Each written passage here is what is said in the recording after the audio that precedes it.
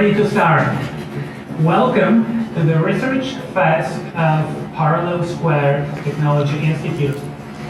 PTI is a non-profit research organization aiming to accelerate biomedical research through proteomics. We think that direct measurements of proteins at high scale, high resolution, and high sensitivity hold the key to making fundamental discoveries in biology, to characterizing pathologies, and ultimately contributing to developing more effective therapies. So let me share with you our perspective, why we think proteomics is so potential and has transformative capabilities. About 200 years ago, many people believed in a vital force called elan vital. And this force animated all living things. And then careful experiments demonstrated that instead of elan vital, there were proteins that were performing all of the functions that we associate with life, such as fermentation, biochemical catalysis, and we could isolate, purify, and even crystallize these proteins. And the ability to isolate and purify proteins drove biochemical research for many decades of the past century. This was the mainstay that established many of the fundamental conceptual frameworks that we have in biology. Are biological macromolecules amorphous, or are they molecularly defined? Are protein conformations and structures imprinted by some templates, or are they determined by the primary amino acid sequence? And not only fundamental research, this ability to characterize isolated types of proteins also contributed to improving human lives. The determination of the primary amino acid sequence of insulin ultimately resulted in improved standard of care for millions of people suffering from diabetes. And then in 1980s, a new technology that allowed efficient ionization of large molecules, converting large biomolecules into ions, provided a very significant improvement in the scale at which we could analyze proteins. So that instead of analyzing isolated single type of protein, we could analyze more proteins. In the very memorable words of John Feng, it conferred electrospray wings to molecular elephants. And this ability further increased thanks to more technologies empowering the analysis of these ions by mass spectrometry, such as developments of detectors, the Orbitrap, development of time-of-flight detectors, recently Astro, and technologies that allow to separate and accumulate ions, such as trapped ion mobility spectrometry. All of these technologies gradually increased our ability to analyze proteins at larger scale. And very important to this development were organized efforts by the scientific community to introduce rigorous benchmarks and community standards as part of initiatives such as Sipe that ultimately resulted in generating large-scale data sets suitable for clinical research and improving our understanding of diseases. In the meantime, of course, there's another very important set of technologies that have been contributing to biological research, and this is the ability to analyze nucleic acids, particularly to sequence DNA from the first generation of Sanger sequencing to the second generation to the third generation of ion pores. This has been an important contribution driving biomedical research over the last couple of decades, over the last few decades. And because these methods have become so accessible, they're oftentimes used to provide indirect information about proteins as well. And we can easily understand to some extent why those technologies have scaled more readily if we consider the relative complexity of the genome, the transcriptome, and the proteome. In a typical mammalian cell, such as a human fibroblast, there are near thousands, less than a million messenger RNAs. There are billions of protein molecules, billion with a B. So there are many orders of magnitude difference in the complexity, in the dynamic range of proteins, of their modifications, of their interactions. They're so complex that we're yet to identify and characterize all of them. We don't know all of the proteins making up our bodies. We've never been able to identify them. We've never been able to characterize their primary amino acid sequences, not their modifications, not their interactions, not their functions, not their localizations. It's a tremendously, tremendously complex system that is very challenging. It poses a major challenge, but I also think it's a wonderful opportunity for scientific discovery and for improvements of medicine. So, let me tell you why I think measuring proteins directly is important. There are many reasons. I'll share with you a couple. One of those is if we're interested in describing just protein concentrations, protein abundance, what are the regulatory mechanisms that determine the concentrations of proteins, different proteins in your cells, their difference across different cell types and tissues? We find that about half of that is determined from the synthesis side of the equation, and the fully other half is determined by regulation of protein degradation. And if we want to be able to measure and characterize protein degradation, we need to directly analyze proteins. It is very difficult to make these inferences from measuring nucleic acids alone. But even when it comes to the synthesis part of the equation, it turns out that if we want to know what are the primary amino acid sequences of proteins, there are in vivo mechanisms of alternate translation guiding which amino acid is incorporated to which codon that still require direct characterization of proteins, direct measurements of proteins to know what is the proteome that is made in human cells in vivo, as opposed to predicted indirectly from models. And of course, a very, very important reason for direct analysis of proteins is understanding human diseases. We know that for many diseases, the central contributors, the central players, are protein pathologies. Whether these are modified tau proteins and aggregates in neurodegenerative diseases, whether these are aberrant protein kinases contributing to cancer, proteins are central players in diseases. And we need to have the capability to specifically first characterize what are these protein modifications, protein aberrations, and changes associated with the disease. And because human communities are large and complex and heterogeneous, we need to have measurements at sufficiently large scale that can deal with the associated comorbidities and variations across the population. We need measurements that are specific. And this might seem like a simple thing.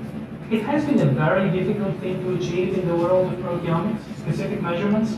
Many of the current technologies struggle still to achieve specificity. We want to know what we are measuring. And then we need technologies that are affordable, that we can really do this for many diseases for the population. Beyond simply identifying associations, we want to transcend the descriptive nature of those and just finding biomarkers. We also want to understand the mechanisms contributing to disease, because the closer we understand the mechanism, the better chance we stand at ultimately developing effective therapeutics. So all these reasons motivate us to think of how we can overcome the substantial challenges of the proteome. And they motivated starting PTI about 2 years ago. So we're a very young organization. We have grown from just a couple of people to about 20 now. And we are very excited today to share with you some of our initial results from developing technologies to enable proteomic analysis, applying those to biological problems that we think are important and impactful, trying to understand mechanisms contributing to disease. But I think as we share with you today our progress, it is worth keeping in mind that everything that we share is work in progress. We have been working on this for 2 years. For some of the projects that we'll share today, we've been working for mere months. But we are nonetheless very excited to share the progress that we've been able to make, because we think it is beneficial not just for us, it is something that we would like to empower others to use in their industry. So how do we approach the formidable problem of scaling up proteomics, of analyzing proteins? We appreciate and embrace all technologies that can help us with this problem. I think there is scope for a lot of different approaches to contribute. But in particular, we think that mass spectrometry is very powerful, and we have a defined strategy of how we can use it. For a long time, mass spectrometry has been well established as being very specific, very versatile, very powerful, but also has some major weaknesses that has prevented it from contributing significantly to biomedical research. Namely, it is relatively difficult to scale, it is relatively expensive, and we want to address those issues. We want to have sensitive methods that can be scaled by orders of magnitude, that can have sufficient sensitivity and be sufficiently affordable so that they can really make an impact in the real world, not just in research and development, but also in helping develop better cures for diseases. So, how are we going to do this? Conceptually, the approach is relatively simple. We want to be able to parallelize data acquisition. The more data points we can acquire per unit time, the higher the throughput, the more scalable the approach.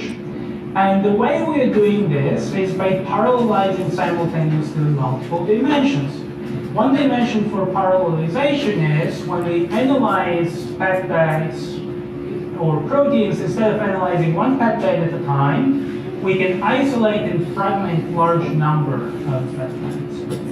Another dimension which we can parallelize is by being able to barcode molecules from different samples, then mix them together and analyze the barcoded molecules at the same time. And if we're able to combine those two axes of parallelization, then we get the product of those axes. We are able to increase the number of data points that we can acquire simultaneously.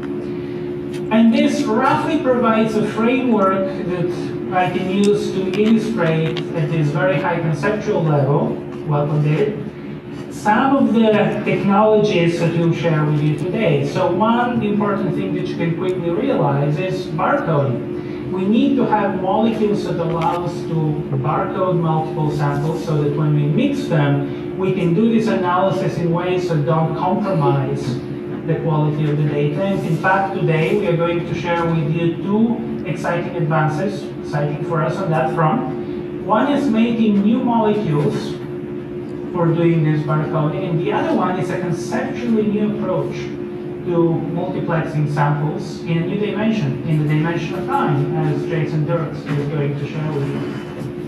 And as you can imagine, acquiring more data simultaneously sounds good. It's not a piece of cake. It also has challenges. So we have much higher density of data points, and we also built in more structure in the data to really solve the challenge of data density and take advantage of the structure in the data that we build. We need new algorithms, and we've made developments in that direction that Kevin McDonnell is going to share. So as we scale the data, increase throughput, decrease cost, we are very, very keen to increase confidence and quality in the data sets. This is not just about let's get more data, we can deal with poor quality. No, we want it all. We really would like to have very high quality in sequence determination. As I already mentioned, simply determining amino acid sequence rather than inferring that from nucleic acids is a challenge. So we want to have confidence in determining those sequences and those modifications. And they'll just give you a conceptual flavor of one of the important things that we keep an eye on. So if we want to determine the sequence of this peptide, each letter corresponds to one amino acid, we break it into pieces, and then we can use the pieces to put together the puzzle. And if all of the pieces are present, we can do this with high confidence. But if we have missing pieces or fragments, then it becomes hard to put it together. And you can see that when we analyze this peptide without any label in isolation, we are able to see quite a few fragments and have a good score. But when we label that same peptide with a barcode that we made at PTI with the help of our collaborators, we are able to identify more fragments, that is more pieces of the puzzle, so we can determine the sequence with higher confidence. We can better localize post-translational modifications such as phosphorylation, and we can better do de novo sequencing, which I think is very important for us in a number of contexts, for identifying new antigens, for discovering new forms of alternate RNA coding. So we are very excited to be thinking of not only how do we get more data at a lower cost, but how do we improve the quality of the data that we generate. And one thing that I think will be apparent today from our presentations is a deep synergism between the things that we've done. We develop new ways to parallelize, that creates new data structures, new challenges. We also need to have new software to decode that data, to take advantage of that structure, to solve the new challenges that we created when we increase data density. We also need to tailor the biological applications and questions. We need to design our data acquisitions according to the biological questions that we ask. So there's a very deep synergy between these processes. And this is an aspect that is very dear to my heart at PTI, that we're not focusing just on the technology, we're not focusing just on biology. We think that a lot of key fundamental biological questions cannot be answered unless we develop the technology. But which technology, how we develop it, that is informed by the biological questions, by the desire to better understand pathology. And we really put a lot of emphasis on the synergy between these projects to make the whole work better than individual parts could ever work in isolation. And as I stated at the beginning, our primary aim is to advance biomedical research, to accelerate the pace of biomedical research. And we cannot do this alone. Doing it really requires sharing our technology and methods with the broader community. This is a massive, massive ambitious goal. And we realize that we need partners and we need to empower others to use our technology. So we are very passionate to be able to share and support others using the technology that we've developed. I think there are plenty of problems that can benefit from it.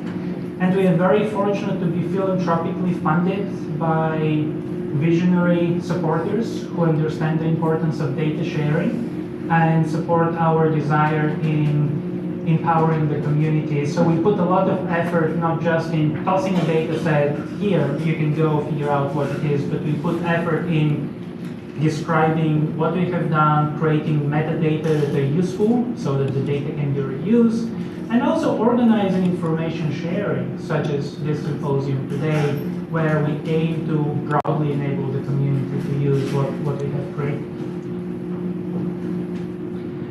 And of course, I would like to thank all of our supporters, certainly Convergent Research, that have played an important role in facilitating the formation of PTI, and Eric Schmidt Features, and Ken Griffin for providing funding to support our bold foray into making proteomics more powerful in the service of accelerating biomedical research.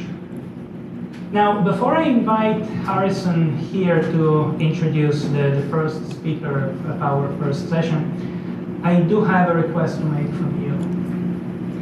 We had a wonderful group of people here, very diverse group of people, also many people online who are watching this. And some are leading experts in the technology, some are leading experts in the biology, and there are many people who don't have deep expertise in one or the other. And we want to make these presentations as accessible as possible. So to do that, I need your help. I need you to help ask questions about all the jargon that we might slip into using. I try to avoid that, but the truth is it's hard. There will be some jargon. So please keep us in check.